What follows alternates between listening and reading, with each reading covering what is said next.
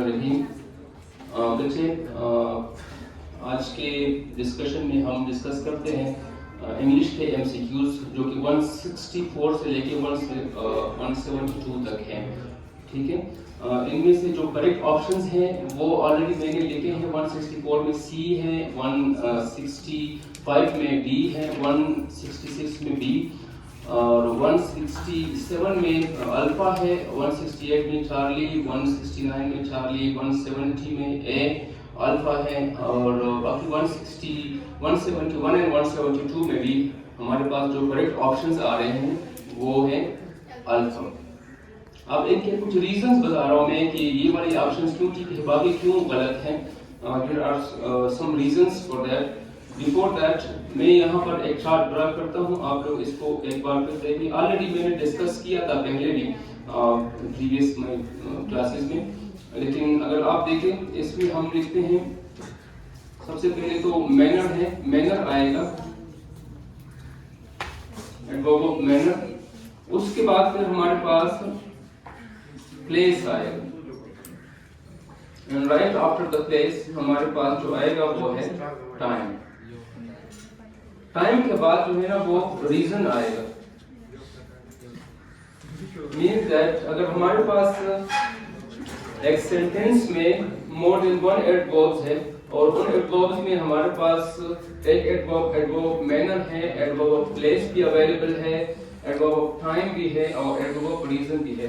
So this is the natural order of adverbs that we follow in a sentence. ठीक है, अब अगर आप 164 एमसीक्यूज को देखें और exam will take place at 3 PM on 12 March Friday 2026।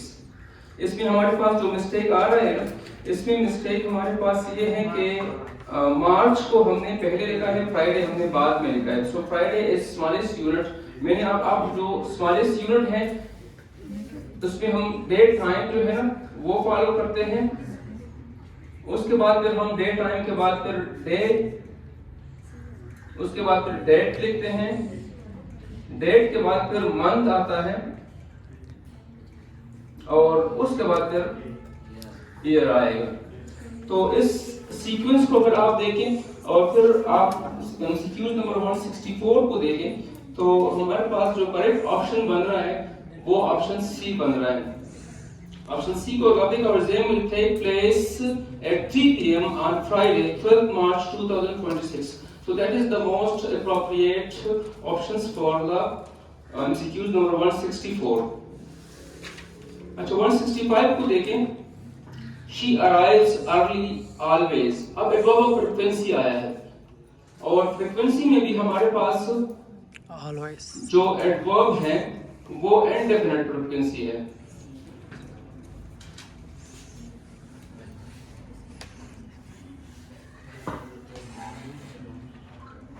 Adverb of frequency के लिए मैंने आप लोगों को बताया था कि एडवर्ब ऑफ फ्रीक्वेंसी 2 टाइप्स के हो सकते हैं।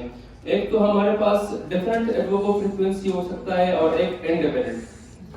तो कुछ ऐसे अल्फाज हैं, कुछ ऐसे एडवर्ब्स हैं जिनको हम एडवर्ब इंडेफिनिट फ्रीक्वेंसी कंसीडर करते हैं। वो मैंने लिस्ट ऑफ वर्ड्स आपको दिया था कि ऑलवेज इसमें आ रहा है,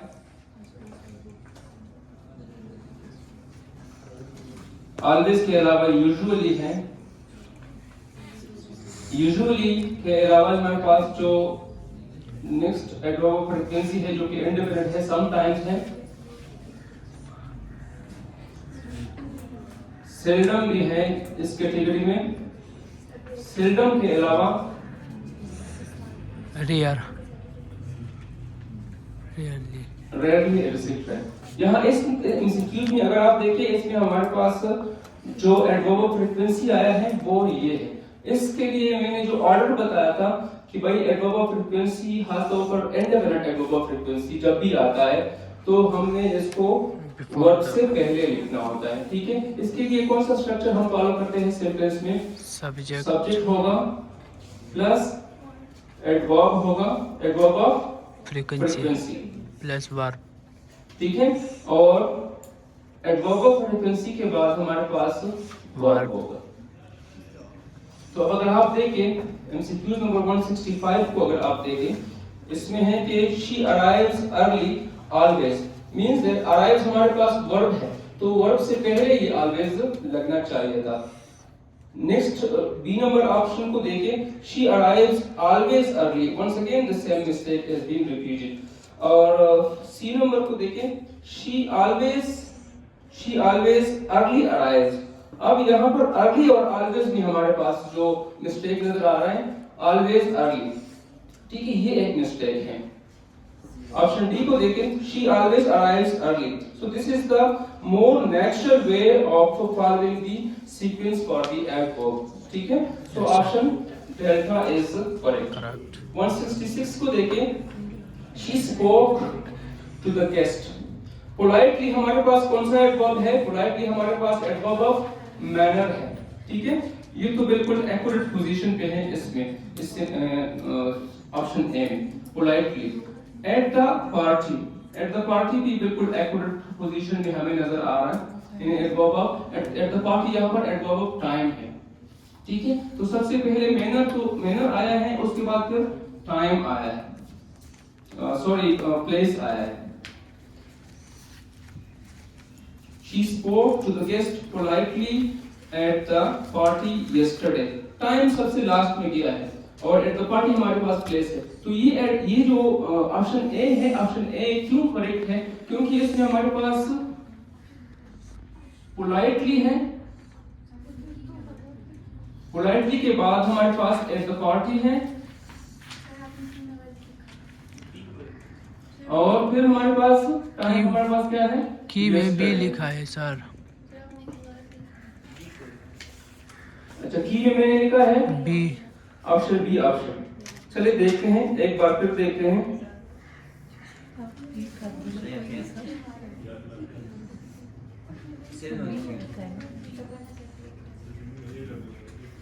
ऑप्शन बी लिखा है मैंने। अच्छा, शी ऑलवेज arrives early 166 अच्छा 166 में अगर आप देखें, she spoke to the guest politely at the party yesterday, और she spoke politely to the guest। तो ऑप्शन बी इसमें ठीक आ रहा है। ऑप्शन बी, ए नंबर ठीक नहीं है। इसमें क्यों ए नंबर ठीक नहीं है? क्योंकि अगर हम इस वर्ड पोलाइटली को देखें ना, मोर नेचुरल जो है ना हमारे पास कहां पर लग रहा है? मोर नेचुरल ऑप्शन बी में लग रहा है, ठीक है। किस तरह सर? तो she spoke politely to the guest at the, और फर्स्ट नंबर में है she spoke to the guest, उसके बाद हमने फिर politely लगाया है। तो पोलाइटली इसमें पार्ट ऑफ स्पीच क्या है सर इसका? पोलाइटली हमारे पास एडवर्ब ऑफ मैनर है ना, एडवर्ब ऑफ मैनर, ठीक है, और एडवर्ब ऑफ मैनर है। और इसके अच्छा, अंदर फिर अगर आप देखें, she spoke to the guest politely at the party, ये वाला ऑप्शन मैंने क्यों बताया कि ये क्यों गलत है? क्योंकि politely to the guest से पहले बाद में आया है। लेकिन ऑप्शन बी को अगर आप देखें, she spoke politely to the guest, ये जो है ना मोर एक नेचुरल लग रहा है, सही है। इस वजह से हमने ये मैनर को यानी इससे पहले प्लेस किया है, उसके बाद फिर हमारे पास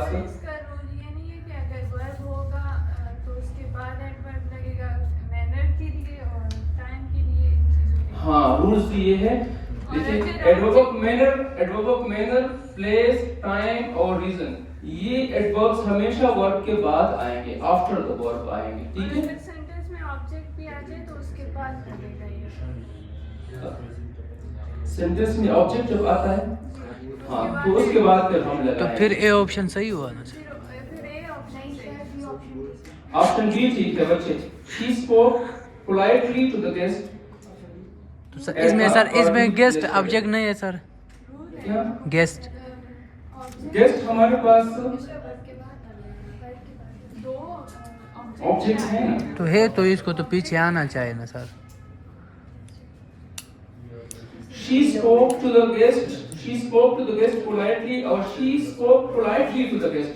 दोनों ऑप्शन देखें, स्पोकन में अगर हम ऑप्शन ए को देखें, स्पोकन में ऑप्शन ए सही लग रहा है, लेकिन हम एग्जैक्ट ग्रामर की तरफ जब जाते हैं तो ऑप्शन बी हमारे पास ठीक है। she spoke politely to the guest, इसका रूल क्या है more सर? natural है। रूल हाँ, इसके लिए रूल नहीं है, इसके लिए जो है सिर्फ ये है कि आपको कॉमन सेंस से काम लेंगे। कॉमन सेंस तो ऊपर फिक्स होता है सर, ए पे। एक नहीं फिक्स होता। ए पे होता है ना कॉमन सेंस, मतलब सर ये जो लैंग्वेज के दौरान हम जो यूज़ करते हैं sir. She spoke to the guest politely or she spoke politely to the guest. So ये जो second number है, this is more accurate or natural. Exactly sir. Exactly नहीं सर, बिल्कुल पता नहीं चला है सर। अच्छा, ऑप्शन नंबर फिर एग्जीक्यूट नंबर 166 क्लियर नहीं हुआ है सर। 167 को देखिए बच्चे। The students worked carefully in the laboratory this morning because experiment was important. अब इसमें हमारे पास जो ऑप्शन है 167 में वो ऑप्शन ए आ रहा है। क्यों है?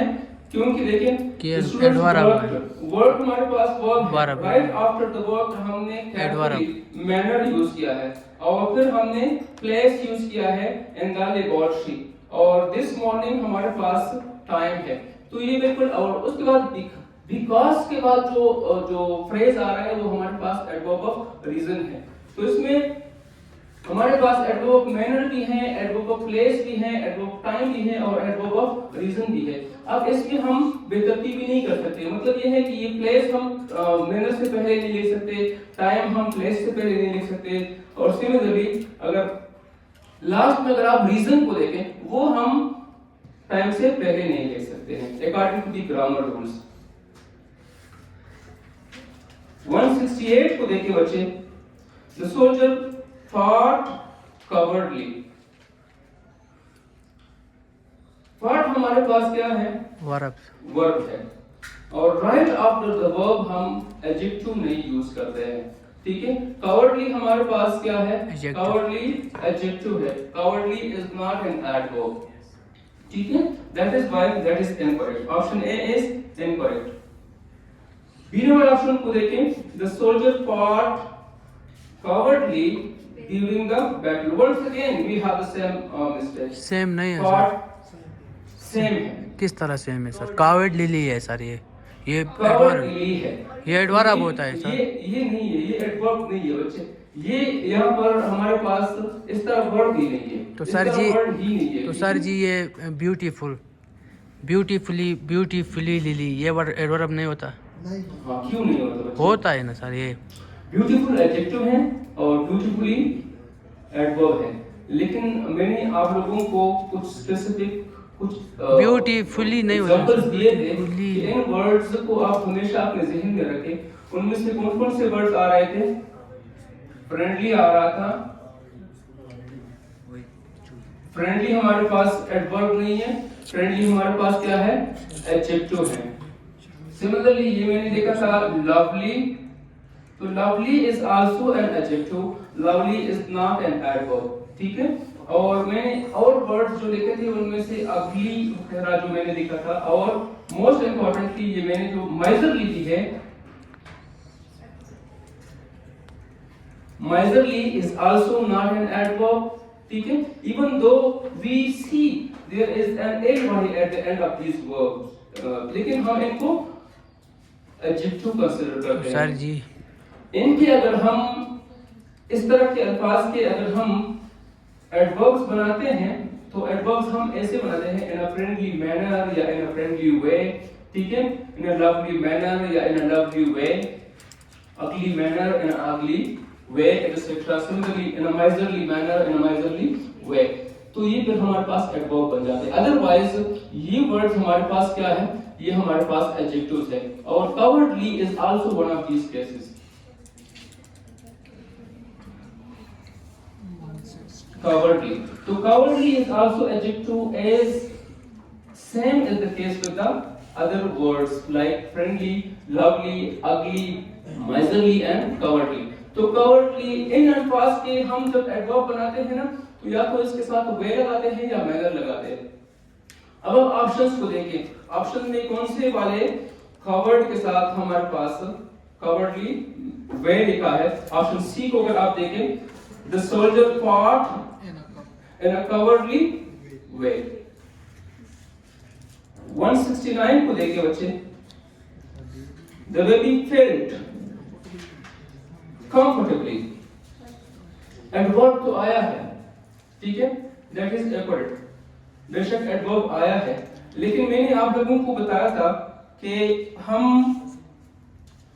जब सिंस वर्ब्स यूज करते हैं ना, सिंस वर्ब्स जिसमें फेल्ट है, जिसमें टेस्ट है, जिसमें स्मेल है, ठीक है, और इसके अलावा इसमें मैंने बिकम, अपीयर्स एटसेट्रा जो अल्फाज आते हैं, मैं यहाँ पर एक लिस्ट बनाता हूँ, आप लोग ये you should try to remember these words.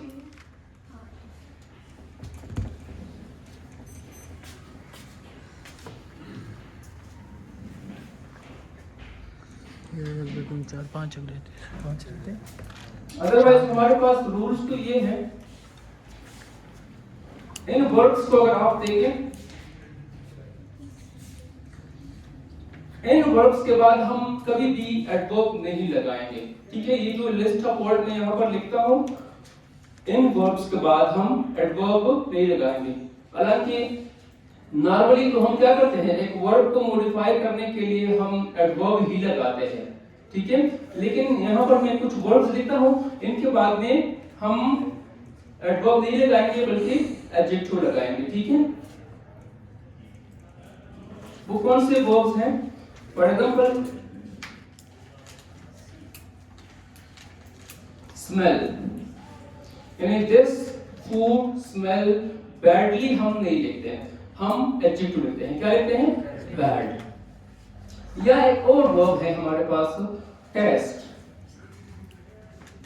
Test is also a verb, and right after the test we do not use adverb, we use adjective, ठीक है। हम जब लिखते हैं कि the food tastes pleasantly, तो यहाँ पर मिस्टेक आ रहा है हमारा। मिस्टेक क्या है कि क्योंकि हमारे पास ये सेंस वर्ब है, इसके बाद फिर हम एडवर्ब नहीं लगाते बल्कि प्लेजेंट लगाते हैं, प्लेजेंटली नहीं लगाते, या डिलीशियसली नहीं लगाते बल्कि डिलीशियस लगाते हैं, ठीक है सर जी। अच्छा, इसके अलावा और जो इस कैटेगरी में जो वर्ड्स आ रहे हैं जिनके बाद हम एडजेक्टिव यूज करते हैं, वो सीम्स हैं, यानी जब हम कहते हैं कि the student seems confidently, अब देखिए सीम्स वाला वर्ड आया है ना, तो इसके बाद हम कॉन्फिडेंटली यूज नहीं करेंगे बल्कि हम कॉन्फिडेंट यूज करेंगे। क्या यूज करेंगे? एडजेक्टिव यूज करेंगे। कॉन्फिडेंटली एडवर्ब है ना, तो वो एडवर्ब यहाँ पर मिस्टेक होगा, क्योंकि right after these verbs we use adjective, confident. Sir ji ये मतलब ओवरऑल एडवर्ब होंगे या वर्ब होंगे, ये मतलब सेंटेंस में एडजेक्टिव का काम नहीं कर सकेंगे। कौन से बच्चे? ये टेस्ट, स्मेल, सीम्स। हाँ, मतलब नहीं, ये तो वर्ब्स है, मतलब ये एडजेक्टिव नहीं हो सकते हैं सर। मैंने बताया कि इन वर्ब्स के बाद हम एडवर्ब नहीं लगाएंगे, इन वर्ब्स के बाद इनको लिंकिंग वर्ब्स भी कहते हैं। क्या कहते हैं?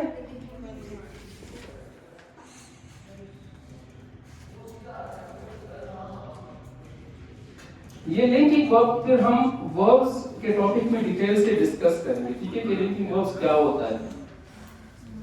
अच्छा, अब आप एमसीक्यूज को देखें। एमसीक्यूज में हमारे पास कौन सा वर्ड आया है? फेल्ट आया है। तो felt is also comes under the a verb which takes an adjective, which doesn't take any adverb, ये adverb नहीं लेगा। तो आप अगर देखें एमसीक्यूज को, the baby felt comfortably है, comfortably adverb है, so that is a mistake। Next को देखें, the baby felt comfort, comfort noun है, comfort हमारे पास क्या है?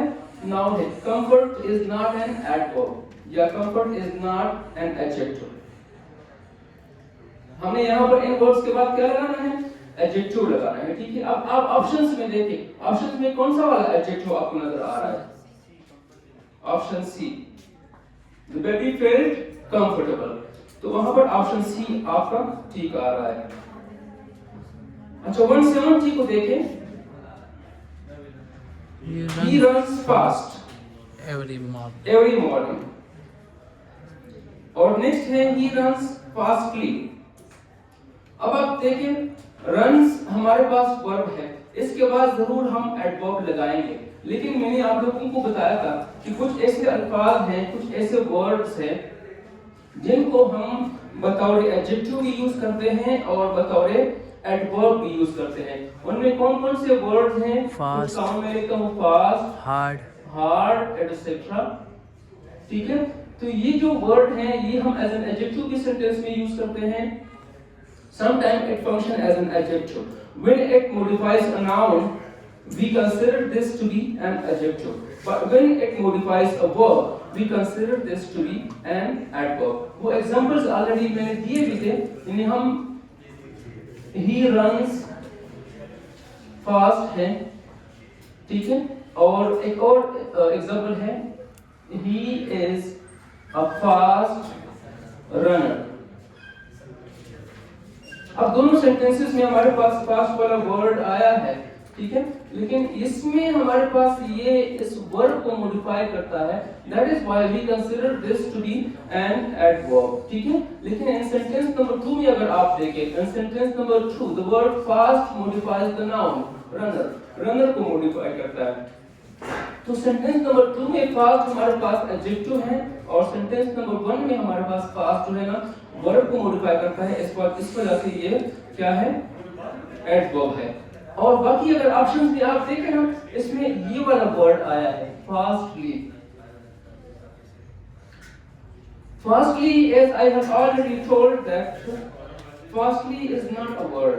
फास्टली वर्ड डिक्शनरी में नहीं है। There is no word which is fast and which has an ly। ठीक है, तो ये वर्ड अवेलेबल ही नहीं है, so it means this is not a word।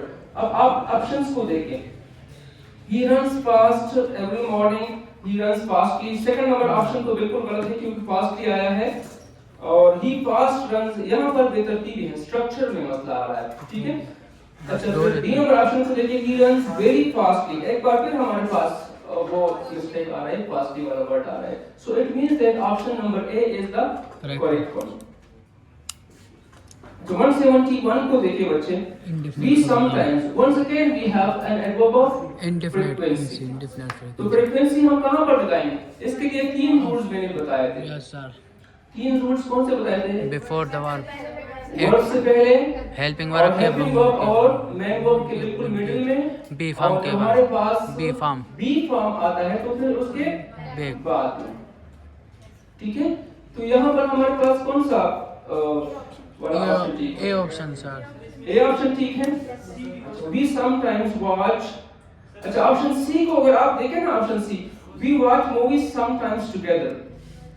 जिस तरह मैंने आप लोगों को बताया स्पोकन में, in spoken English it is acceptable, but when it comes to strict grammar rules, तो फिर हम कौन सा ऑप्शन ठीक कंसीडर करते हैं?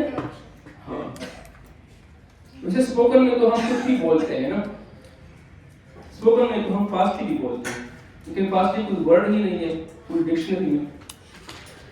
अच्छा आप देखिए 172, she walked diligently yesterday। एक बार फिर हमारे पास ये वाला जो सीक्वेंस है हम इसको फॉलो करेंगे। ठीक है, diligently हमारे पास कौन सा एडवर्ब है? Manner, adverb manner. yesterday adverb of time, और बिकॉज़ ये हमारे पास एडवर्ब ऑफ रीजन है। ठीक है, बिकॉज़ के बाद जो क्लॉज आ रहा है या जो फ्रेज आ रहा है ये हमारे पास एडवर्ब ऑफ रीजन है। So she worked diligently yesterday because the exam was approaching। So that is the most appropriate option for MCQs number 172। बाकी अगर आप देखिए बाकी में मिस्टेक्स हमें नजर आ रहे हैं। She diligently worked yesterday। अब देखिए ना, diligently हमारे पास फ्रीक्वेंसी तो नहीं है ना, अब इसको तो हम वर्ब से पहले यूज नहीं कर सकते हैं। ये जो यहाँ पर एडवर्ब ऑफ मैनर है, एडवर्ब ऑफ प्लेस है, एडवर्ब ऑफ टाइम है, एडवर्ब ऑफ रीजन है, these adverbs always come right after the verb, after the verb। तो ऑप्शन बी में आप लोगों को ये मिस्टेक नजर आ रहे हैं, हमने यहाँ पर diligently verb से पहले लिखा है, so it should be right after the verb। बाकी ऑप्शन सी को अगर आप देखें, she walked yesterday हमने पहले लिखा है, मतलब टाइम हमने पहले लिखा है और मैनर बाद में आ रहा है, so that is a mistake। और ऑप्शन डी को देखें, खत्म हुआ। शी यस्टरडे वर्क, ये तो बिल्कुल स्ट्रक्चर ही गलत लिखा हुआ है, शी यस्टरडे वर्क, ठीक है, बल्कि ये भी यस्टरडे टाइम है, टाइम हमने वर्क से पहले रखा है, that is also a mistake. D option किधर है? बस डी ऑप्शन ही नहीं है। ये ऑप्शन दूसरे साइड पे है बच्चे, आप लोगों को नजर नहीं आ रहा है। दूसरे साइड पे भी नहीं है सर। अच्छा बच्चे, this is all for today's class. Thank you, thank you, thank you, काटो।